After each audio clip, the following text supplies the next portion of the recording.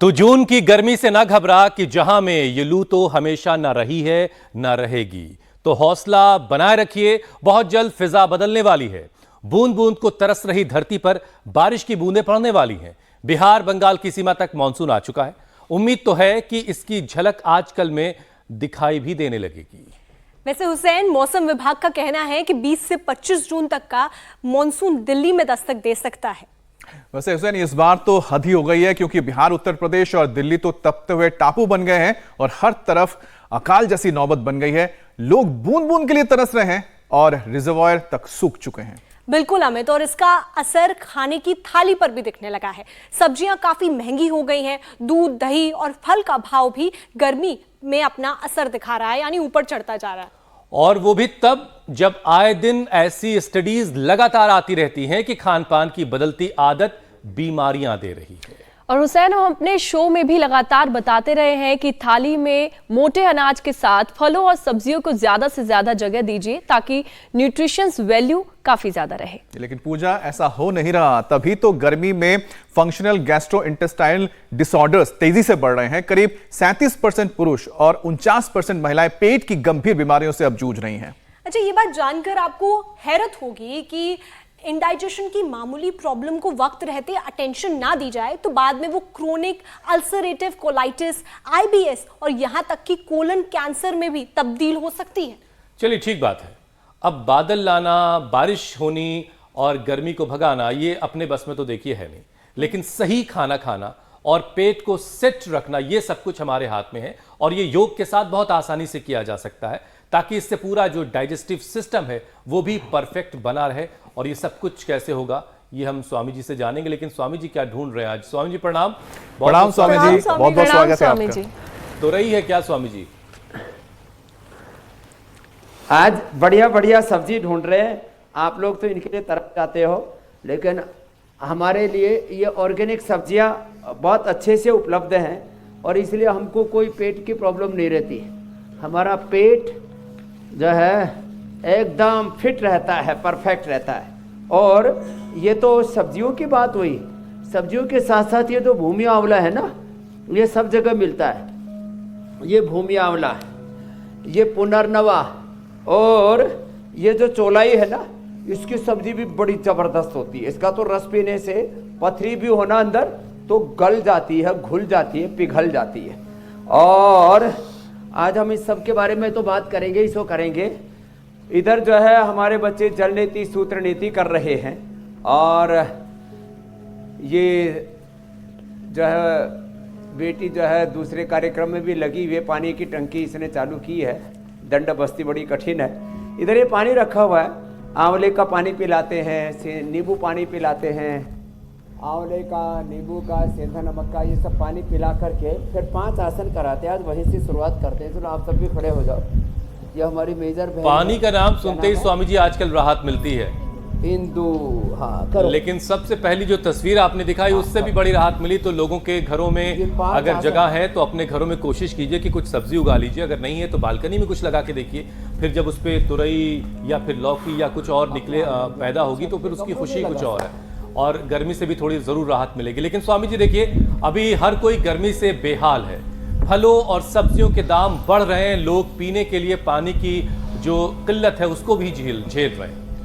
दिल्ली की तस्वीरें हमने लगातार देखी। इन सब का असर जो है शरीर पर भी अलग अलग तरीके से पड़ रहा है। पेट की परेशानी बढ़ी है स्वामी जी। और अब मौसम पर तो अपना देखिए कंट्रोल है नहीं। कंट्रोल सिर्फ अपने आप पर है, शरीर पर है कि अपना पाचन को जो है वो परफेक्ट बना लिया जाए। तो स्वामी जी, यौगिक जॉगिंग और स्ट्रेचिंग के साथ साथ ये सेशन करवाते हुए जरा ये समझाइए। पाचन को परफेक्ट बनाने के लिए आज 5 अभ्यासों से शुरुआत कर रहे हैं। सुबह उठ करके गर्म पानी पिए और हमारा उठ करके 30 सेकंड के अंदर पेट साफ हो जाता है। विदिन 30 सेकंड्स उठ करके और बस ऐसे 2-4 बार ताड़ासन किया, गर्म पानी पी लेते हैं। तुरंत उठते ही मुंह में पानी भर के ठंडे पानी से आंखों पर धो करके सुबह उठ करके धरती माता को, गुरु परंपरा, ऋषि परंपरा को प्रणाम करके, भगवान को प्रणाम करके, उस खुदा अल्लाह अलमाइटी बोर्ड को फिर ताड़ासन, तिर्यक ताड़ासन करते हैं। और जैसे ही कटचक्रासन करते हैं वैसे ही ऐसा ज़बरदस्त प्रेशर आता है, कोई ज़रूरत ही नहीं कुछ सोचने की।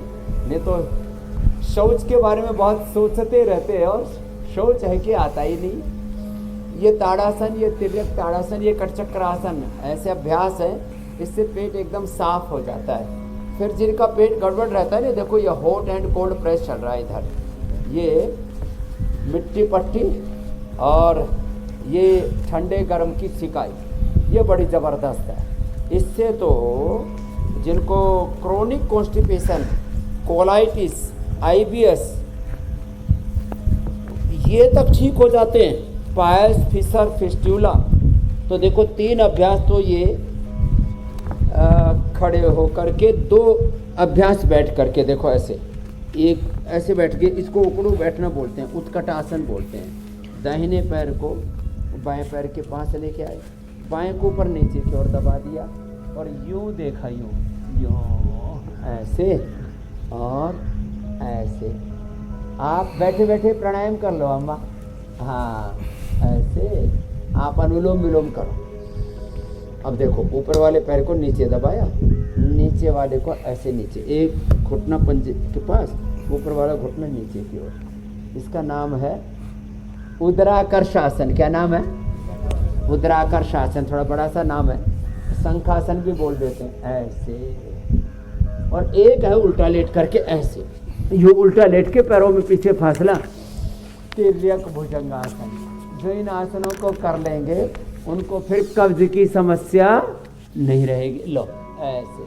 वैसे मैंने देखा कंधे के ऊपर से ऊपर अपोजिट साइड के पैर की एड़ी को देखते हैं। ये 5 आसन कब्ज के लिए रामबाण है, परम औषधि है।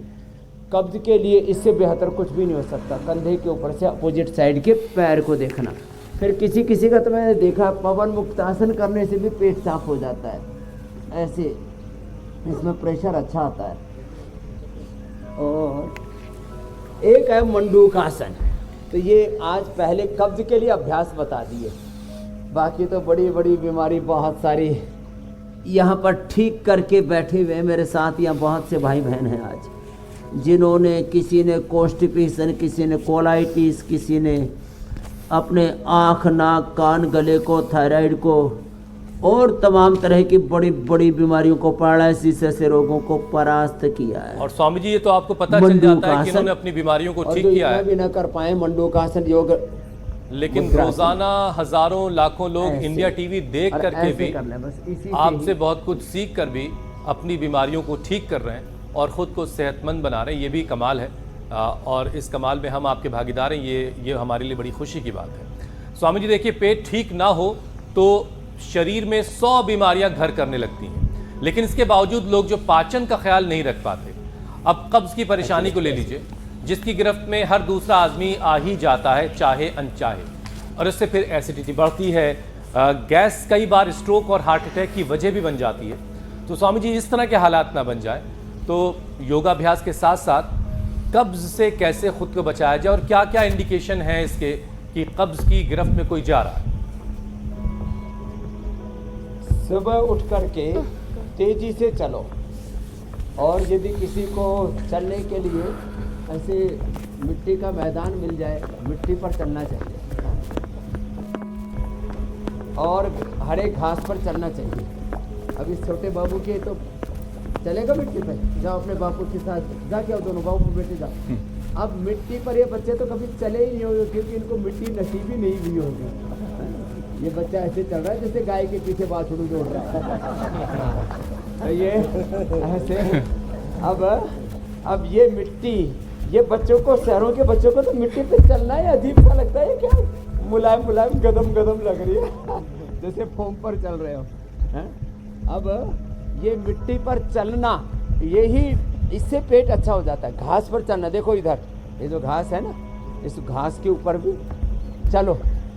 हाँ, एक की इच्छा हो रही है, बस ज़्यादा मत चलो, उधर भिंडी बो रखी है इसके भिंडी की तरकारी बन जाएगी। घास पर चलना, मिट्टी पर चलना, ऐसे ही चलो, ऐसे ही चलो। हाँ तो देखो ये ऐसे ऐसे दौड़ लगाओ, एक ये और एक ये 2 अभ्यास तो बड़े गजब के हैं। ये 2 अभ्यास करने से मैं तो सुबह उठ करके तेजी से, थोड़ा कभी खाने पीने का टाइम बेटाइम हो गया कभी अव्यवस्था हो गई तो सुबह उठ के पानी पी के थोड़ा तेज़ी से चल लेते हैं, पेट बढ़िया साफ हो जाता है। सुबह सूर्य नमस्कार कर लो, ये तो रोज़ का एक अपने नित्यचर्या का दिनचर्या का हिस्सा हो गया है। प्राणायाम और फिर ज़्यादा ही कब्ज रहता है ना तो त्रिफला ले लो, और ज़्यादा कब्ज रहता है तो शुद्धि चूर्ण ले लो, थोड़ा थोड़ा रहता है तो फिर अभयारिष्ट ले लो। ये अमलतास जिसके पेड़ के नीचे हम कल बैठे थे उसकी फलियाँ हैं। अमलतास सुबह भिगो दो पानी में, मिट्टी की कुरड़ी में भिगो दो, बेस्ट है। रात को इसका पानी पी लो, सुबह बढ़िया पेट साफ। या आंवला एलोवेरा मेरे सामने रखा हुआ है ना, ये भी बड़ा ज़बरदस्त है।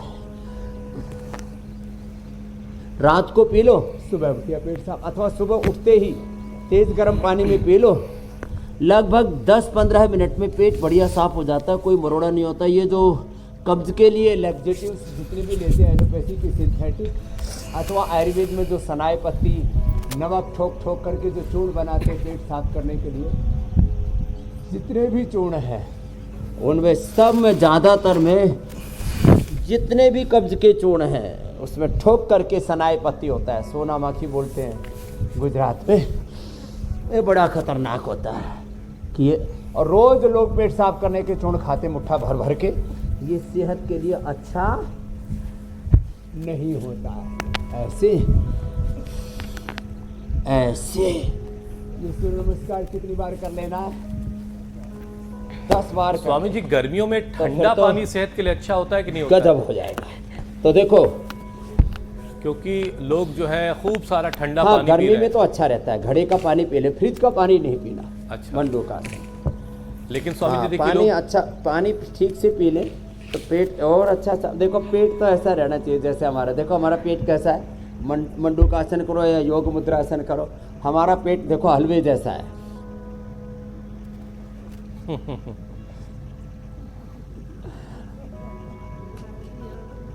और किसी किसी का पेट तो ऐसा पूरा ठस पत्थर जैसा। ये बड़ी समस्या पेट है। हाँ, ये भाई साहब कह रहे हैं बड़ी समस्या है।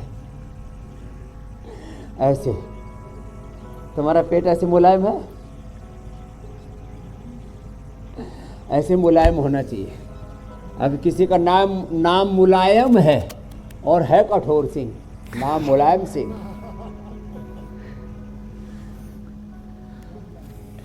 अच्छा स्वामी तो जी ये देखिए पेट एकदम सॉफ्ट होना चाहिए। बिल्कुल देखो बड़ी चुनौती है, लेकिन धूप स्वामी में बैठ करके विटामिन डी की पूर्ति पूरी हो रही है हमारे स्वास्थ्य साधकों की। जी मेरे भाई। स्वामी जी देखिए गर्मियों में लोग खूब ठंडा पानी पी रहे हैं, कोल्ड ड्रिंक का इस्तेमाल कर रहे हैं, शुगर एडेड चीजें यूज कर रहे हैं और इसकी वजह से वजन बढ़ रहा है। तो बॉडी शेप में कैसे रहे और इसके लिए लाइफ स्टाइल में क्या क्या बदलाव किए जाए? इतनी गर्मी पड़ रही है फिर भी लोग सुबह उठने को राजी नहीं है और अपना वजन भी बढ़ाए चले जा रहे हैं। तो लाइफ स्टाइल में क्या क्या बदलाव करने की जरूरत है स्वामी जी, और फिर वजन कैसे कंट्रोल हो ये भी बताइए। देखो आज 5 आसन तो शुरू के बताए, अब बताते हैं पेट को कम करने के लिए। तमाम तरह की जो समस्याएं हो रही है ना, ये एक ही समाधान है। समस्या एक, समस्या अनेक। क्या बोला? समस्या अनेक, समाधान एक, योगाभ्यास।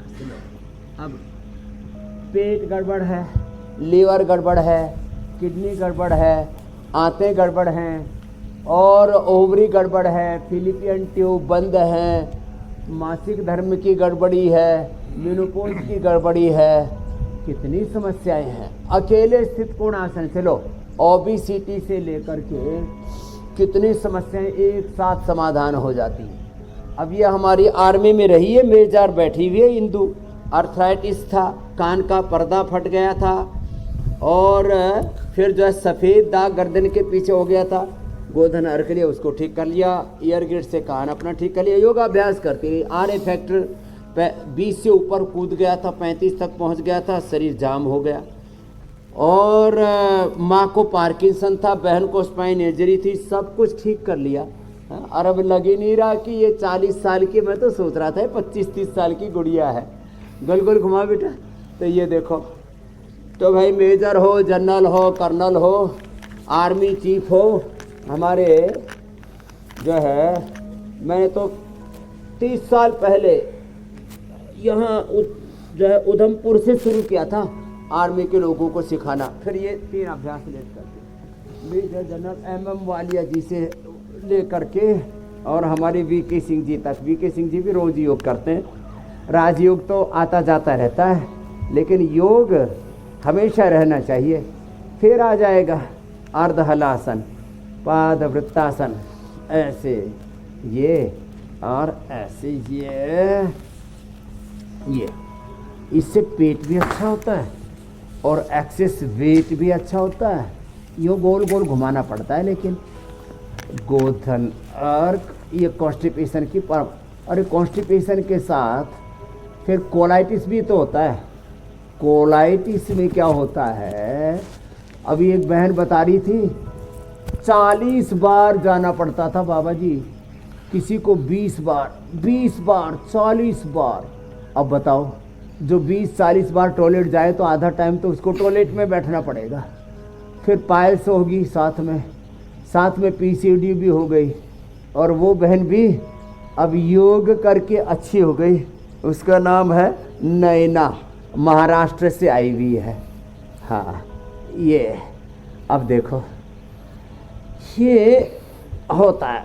उसमें कोलाइटिस में कुटज घनवटी, चित्रकादिवटी और कोटजारिस्ट खाने के बाद खाली पेट कोलोग्रिट और दूध, घी और मीठा, खास करके चीनी और सब मिठाइयाँ बंद कर देते हैं। और दही में इसबगोल, छाछ में थोड़ा लवण भास्कर, हिंगवास्टिक और उसको तक्कर करा देते हैं।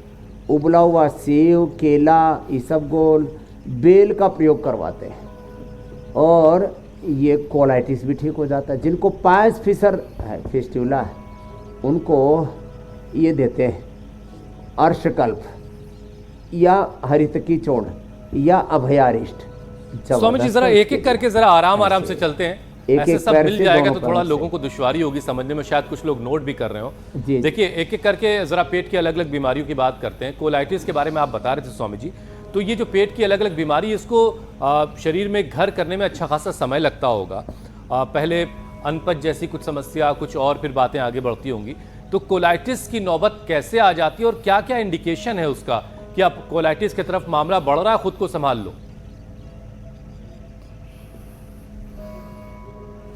देखो, जब पेट में मरोड़ा सा हो, पेट में एक झीना सा दर्द होने लगता है, फिर पेट में सूजन आ जाती है। प्रारंभिक अवस्था से तो ये सौंफ से ही ठीक हो जाता है, ये सर्वकल्प काढ़ा पीने से ही ठीक हो जाता है, लीवोग्रिट लिवामृत लेने से ही ठीक हो जाता है। तो पेट में सूजन आए, इसी से जहाँ लगता है ना, कोलाइटिस आंतों की सूजन, अर्थराइटिस हड्डियों में, मांसपेशियों में ये सूजन, ऐसे ब्रोंकाइटिस फेफड़े में सूजन, हेपेटाइटिस लीवर में सूजन। ये जो सूजन है ना, वहाँ इसी से लगता है अंग्रेजी में। तो कोलाइटिस माने आंतों में सूजन हो गई, तो उसमें फिर दर्द सा होने लगता है, मरोड़ा सा होता है, फिर लैट्रिन के साथ सफ़ेद चिकना पदार्थ निकलता है और कई बार जाना पड़ता है। ऐसा लग रहा है मोशन की इच्छा बनी रहती है, एक बार में मोशन नहीं होता है। जो खाया पिया है वो लैट्रिन के साथ निकलने लगता है।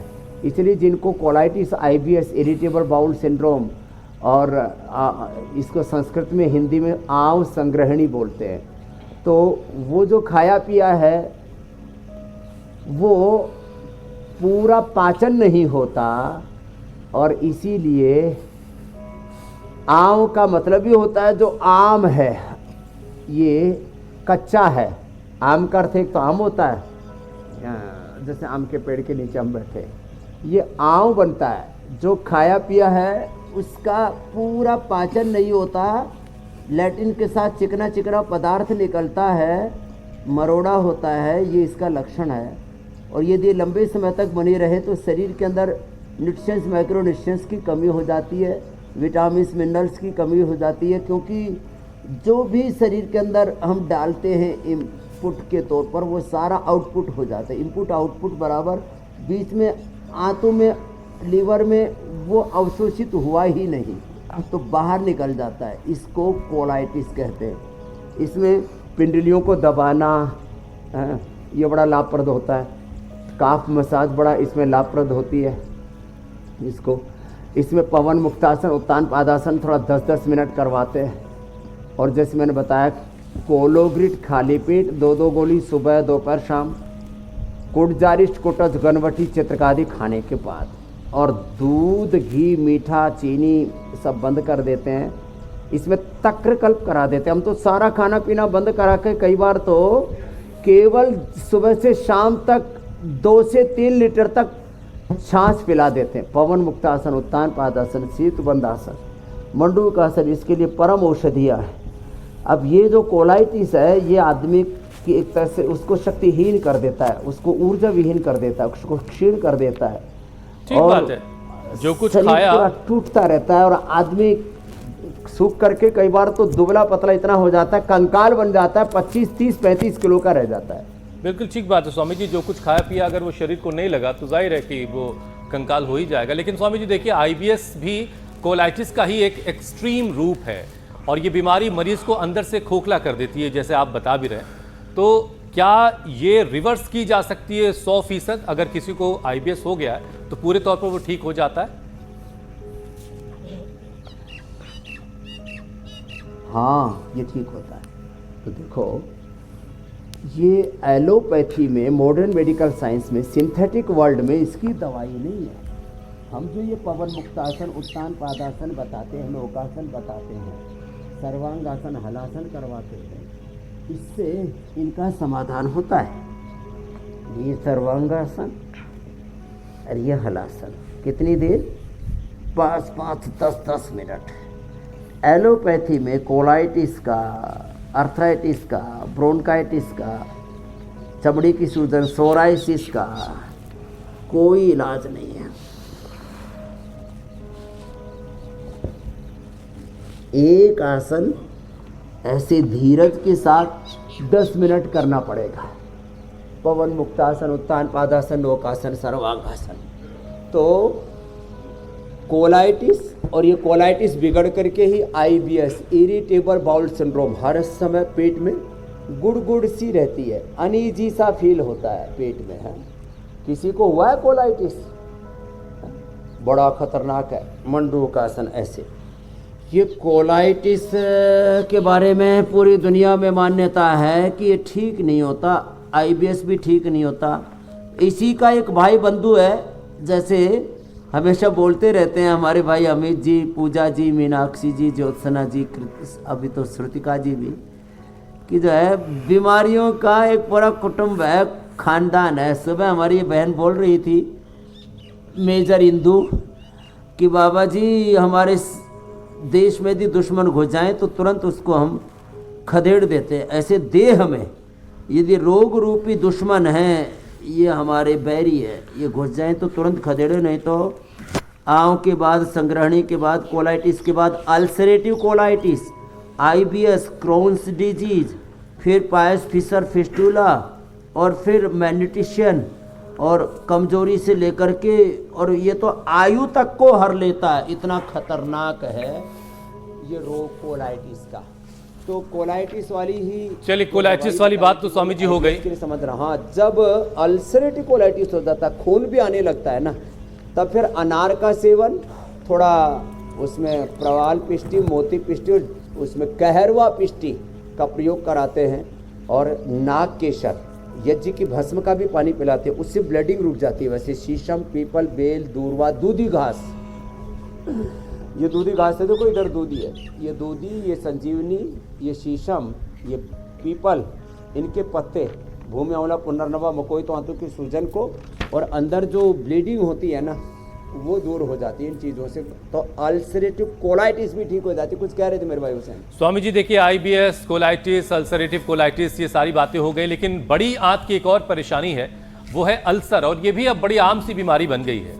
तो अल्सर पर अगर ध्यान न दिया जाए तो फूड पाइप और पेट का कैंसर भी हो जाता है। तो ऐसे में अल्सर को कैसे रोका जाए, इसके लिए नेचुरल तरीका क्या है?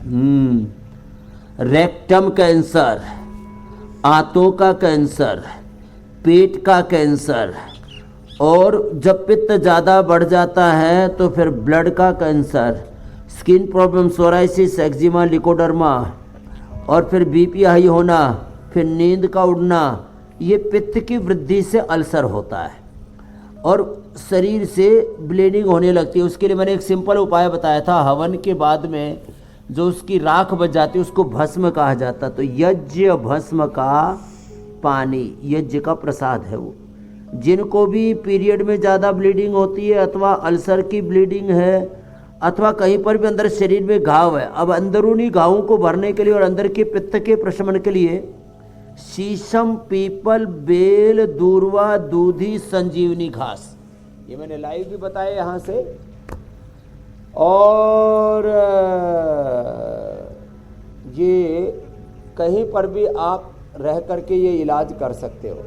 ये जो अंदर पित्त बढ़ता है ना, पित्त के प्रशमन के लिए अविपत्ति कर चूर्ण 100 ग्राम, मुक्ता शुक्ति 10 ग्राम अथवा काम दुधा मुक्ता शुक्ति मोती पिष्टि 10-10 ग्राम लेके उसमें कहरवा पिष्टि मिला ले 10 ग्राम और उस फिर सब में थोड़ा 50 या 100 ग्राम उसमें नाग केसर, जो थोड़े लाल के रंग की केसर जैसी होती है, नाग केसर। केसर बहुत महंगी होती है, वो तो लाखों रुपए के लिए होती है, तो 50 रुपये में मिल जाती है। उसका पाउडर करके सुबह शाम ले ले, अंदर का अल्सर घाव पूरा भर जाता है। ये एलोवेरा, बाहर भी घाव उस पर लगा दो, उसको ठीक कर देता है। अंदर से पीने पर एलोवेरा अंदर का घाव भरता है।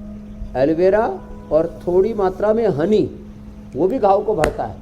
कहीं चोट लग जाए, हनी लगा तो पट्टी बांध दो, घाव भर जाएगा।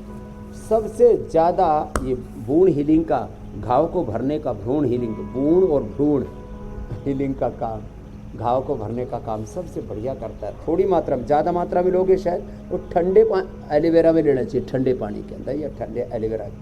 इसको गर्म पानी में नहीं, गर्म पानी में लोगे तो कभी आदि को दूर करेगा। तो ये, और ये जो गुलकंद है ना, ये भी अंदर का घाव भरने का काम करता है। अल्सर, तो अल्सर पेट का, और फिर मुंह का अल्सर हो जाता है, आँख में भी अल्सर हो जाता है, ये भी पित्त के कारण से होते हैं। आँख के अल्सर में फिर उसको, ये गुलाब की पंखुड़ियाँ मेरे सामने रखी ना, जीरा, धनिया, सौंफ, गुलाब, और इसको ना मुलेठी, इसको भिगो करके पीते हैं तो इससे तो पेट के अंदर का पित्त का प्रशमन होता है। आँख के अल्सर के लिए गुलाब जल से आँख को धोएं, अनुलोम विलोम करें।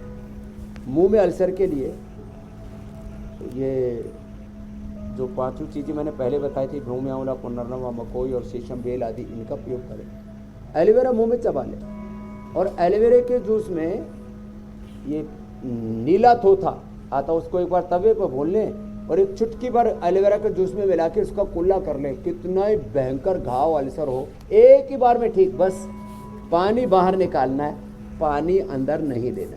नीला थोथा का पानी अंदर नहीं जाना चाहिए, उसको पॉइजनस मानते, लेकिन वो विष भी तो चिकित्सा है, विष चिकित्सा। तो मुंह का छाला गर्मी में बहुत लोगों को होता है, जरा सी गर्मी पड़ी मुंह में छाल हो गया, ऊपर फुंसियाँ निकल आती है। आम खाते तो फुंसियाँ निकल आती है। अरे आपको आश्चर्य होगा, मैं तो आजकल आम ही खा रहा हूँ और कुछ खाता ही नहीं, आम और थोड़ी सी सब्जी, और मेरे को तो कोई नहीं निकल रहा। क्यों? क्योंकि मैं देसी आम खाता हूँ, ऑर्गेनिक आम खाता हूँ, और तुम ये सब मसाले वाले आम खाते हो, फिर फूट फूट के निकलते रहते आम ऊपर से। तो ये आम जो है स्वामी जी, देसी वाला के ना निकले, इससे पित्त ना बढ़े, तो सब्जियां खाया करो, लौकी, परवल, तोरी। तो लोग मसाले वाले से ही अपना दिल बहला रहे हैं, क्या करें। बहरहाल स्वामी जी देखिए, अल्सर का इलाज अगर वक्त पर ना हो तो ये पाइल्स और फिशर में तब्दील हो जाता है। तो इस परेशानी से बचा कैसे जाए, और बहुत सारे लोग इस बीमारी को दरअसल पहचानते जानते भी नहीं। जरा इसके बारे में बताइए, क्या होती है? जब जहाँ से लैट्रिन पास होता है उसको एनस बोलते हैं, गुदा के पास, वहाँ जब कोई ऐसे मोटा सा निकल आता है तो शुरू में तो आदमी डरता है ये हो क्या गया, इसको बादी बवासीर बोलते हैं। उसमें खून आए तो उसको खूनी बवासीर बोलते हैं। यहाँ से दबाने से ठीक होता हो, यहाँ से दोनों हाथों में, और उसमें जब चीरा पड़ जाए तो उसको फीसर बोलते हैं। मस्सा होना बादी बवासीर, खून निकलना खूनी बवासीर, उसमें चीरा लग जाए उसको फीशर, और एक फिर नली सी तैयार हो जाती है, उसको फिस्टूला भगंदर बोलते हैं। यहाँ से दबाने से ठीक हो जाते हैं सर। यहाँ से दबाएं और टखने के नीचे यहाँ से दबाएं। जब हम हरिद्वार में आए तो एक वैद्य जी थे, पता नहीं 80-90 साल पुराने, किसी का भी पेट गड़बड़ हो यहाँ से ऐसे दबा देते थे और काफ़ी लोग तो इसी से ठीक हो जाते थे। ये तो एक बहुत पुराने वैद्य की बताई हुई विद्या हम आपको बता रहे। ऋषियों की विद्या लुप्त प्राय हो गई, एक ने दूसरे को बताई नहीं और फिर लोगों ने इसकी अनदेखी की। अरे इससे कैसे ठीक होगा, अरे क्यों ठीक होगा। मैं तो कहता हूँ सामान्य रूप से 1 कप ठंडा दूध गर्म करके ठंडा कर लो, धारोषण तो कहाँ मिलेगा, धार ही नहीं मिलती। तो अब ठंडे दूध में नींबू निचोड़ के पी लो, बवासीर ठीक, खूनी भी बादी भी। भीमसेनी कपूर हम देते हैं, 1 चने के बराबर केले में डाल के निगल जाओ, बादी बवासीर ठीक। और नीम बकायन हरड़, नीम की निमोली, बकायन नीम की फैमिली का है एक पौधा, हरड़, त्रिफला, हरड़ वेहड़ा वाला ये मिला सकते हैं और नीम बकायन, इसका पाउडर करके 1 चम्मच खा लो, खूनी बादी बवासीर ठीक। और जब ये अंदर तक घाव हो जाता है ना तो फिर खाली पेट कायकल्प और खाने के बाद अर्शकल्प या अर्शोग्रिट ये नया अवतार है। इससे खूनी बादी बवासीर, फिसर, पायस फिसर, फिस्टूला तीनों ठीक। गरम चीज़ें बंद करनी पड़ेगी। मिर्ची खाते रहते हैं और पूरा कलेजा जलता है, पेट जलता है और फिर अगले दिन टॉयलेट के समय भी जलता रहता है, फिर भी आदमी मानता नहीं है। बोले जीभ जब सब कंचन सी ना बोले, ये जीभ लपर लपर करती है, बड़ी बेईमान है। इसको बोलो चारों तरफ बत्ती सी है, तेरे का काट दूंगा तेरे को जो ज़्यादा मुझे सताएगी तो। क्या करे, मतलब 32 दांतों के बीच में रह पर के भी लपर लपर करना बंद नहीं करती। चारों तरफ दुश्मनों से घिरी भी है, दोगली कहीं की। ये 2 काम करती है, बोलती भी है, माने कर्मेंद्रिय भी है और ये ज्ञानेंद्रिय भी है। बोल रस भी लेती है तो ज्ञान होता है रस का, और बोलती भी बकबक बहुत करती है, बकबक करके पिटती है और चटपट खा करके रोगी होती है, दांतों के बीच में छुप जाती है। हाँ, अच्छा स्वामी जी देखिए, पैरालिसिस हो गया था इसे तर सिंह को, अब पूरा ठीक होके बैठा है। स्वामी जी पेट से जुड़ी एक और बीमारी है, काफी दर्दनाक बीमारी है ये, पैनक्रियाटाइटिस, जिसका दर्द जो है वो बर्दाश्त से बाहर होता है जिसको ये बीमारी हो। तो जिस किसी को भी ये बीमारी है स्वामी जी, उसे दर्द से कैसे राहत मिलेगी? ये तो बड़ा आपने जोरदार बताया। हमारे इस बालकृष्ण को तो कुछ हो नहीं से रहा। बालकृष्ण हमारे आचार्य बालकृष्ण नहीं, ये बालक बालकृष्ण है, इसका नाम बालकृष्ण है। अब ये योगी बन गया। ये अब 5 तरह से तो वृश्चिकासन करता है, प्रसृत हस्त वृश्चिकासन, फिर कोहनियों के ऊपर कर बेटा हस्त वृश्चिकासन, और फिर जो है पूर्ण वृश्चिकासन, आकंठ वृश्चिकासन, बहुत तरह से होता है। ये पिंडली दबाओ, इससे आंतों की सूजन, पेनक्रियाज की भी सूजन दूर होगी। और पेनक्रियाज की सूजन के लिए यहाँ से दबाओ, ये पेनकोग्रिट। और जितनी भी पित्तहर चीज़ें पेनक्रियाज में सूजन आती है उसको पेनक्रिएटाइटिस, आंतों की सूजन को कोलाइटिस, स्किन की सूजन को सोराइसिस, हड्डियों की सूजन को अर्थराइटिस, फेफड़े की सूजन को ब्रोंकाइटिस। तो ये पेनक्रियाज की सूजन दूर हो जाएगी। इसमें भूमि आंवला, पुनर्नवा, मकोई भी अच्छा काम करते हैं, पेनकोग्रिट ज़बरदस्त काम करते हैं। और पित्तहर जितनी भी चीज़ें, मिर्ची मसाला सब बंद, जिनको भी पेनक्रिएटाइटिस है। और पेनक्रियाज 100% अच्छा हो जाता है। एलोपैथी में उसके लिए स्टीरॉयड देते हैं, और हम भूमि आंवला, पुनर्नवा, ये मकोई, यही पिला के ठीक कर देते हैं। ये पॉइंट दबा देते हैं और थोड़ी पिंडली दबा देते हैं, ऐसे ऐसे। और स्वामी जी पिंडली खुद से अपनी दबानी है, कोई और दबाए तो भी आराम मिलेगा? मतलब पिंडली दबानी हो तो दूसरा गला दबा। लोग पिंडली नहीं दबाते, गला दबाते, ये दबा। स्वामी जी चलिए भाई अगर दबानी ही तो पिंडली दबाओ, थोड़ी सी राहत मिलेगी, आराम मिलेगा, गला दबाने की जरूरत नहीं है। स्वामी जी अब जरा ये बताइए, कितना बढ़िया किया। सारे अभ्यास तो आपने करवा दिए,